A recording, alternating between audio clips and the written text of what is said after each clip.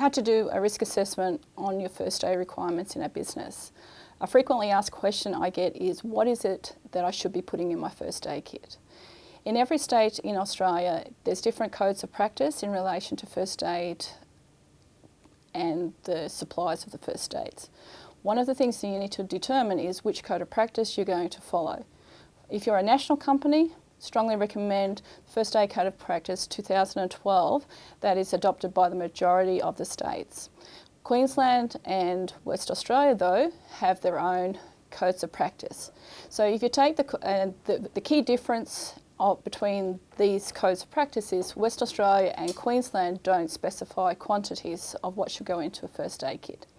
The other states do specify the quantities of what should be in a first aid kit. So Life International, what we've put together is a kit list, and we laminate the cards such as this one. The advantage of having a kit ID in every first aid kit is that you know exactly which kit has been checked and when it has been checked. This particular contents list we've laminated so it doesn't get damaged, but most importantly you'll see on the card that we have a description of what it is being used for. This means then first aiders who constantly check the kit will become familiar with what's actually in the products. Having companies come in and checking what's in your first aid kit means that the first aider could go to the kit and have no idea what is actually in the kit, where they put it, or what the information is for. So it makes better first aiders if the first aiders are the ones who are actually checking the kits as opposed to companies coming in. Now, on determining what should be in a first aid kit, general rule of thumb is we have the standard contents list in a first aid kit. From there, we do a risk assessment of the types of injuries likely to be in a particular workplace. For instance, if you're working outside, the risk of stings and bites is a lot higher than in an office. So therefore you'd have the standard contents list and add in a stings and bites kit. If you're working with welders or in the kitchens, the risk of injury is quite high on burns. So a burns kit needs to be added to those industries.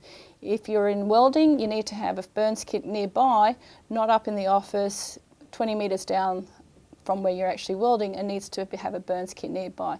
So you can get it as an insert in a separate plastic bag, and that sits in the first aid kit, or you can have it in a separate case labelled burns kit, but it needs to be a quick grab and run. The quicker you can treat the burn, the less the injury is going to be to the person. If you are working in commercial kitchens, then yes, you also need a burns kit, because the likelihood of being burnt on hot plates, falling into vats is again higher with the number of people working in kitchens. However, if you're working in a kitchen, you also need to have blue band-aids because you're food handling, so you want to make it prevalent so you don't inadvertently drop a band-aid into food. So you need the blue band-aids. Construction workers, they, again, risk assessment, they could be having injuries because they're using their hands a lot. They prefer to have knuckle and fingertip band-aids so that they can actually fit onto into the first aid kits because they're working with their hands a lot. And of course, if you've got anything that could potentially go into eyes, they need some eye washes.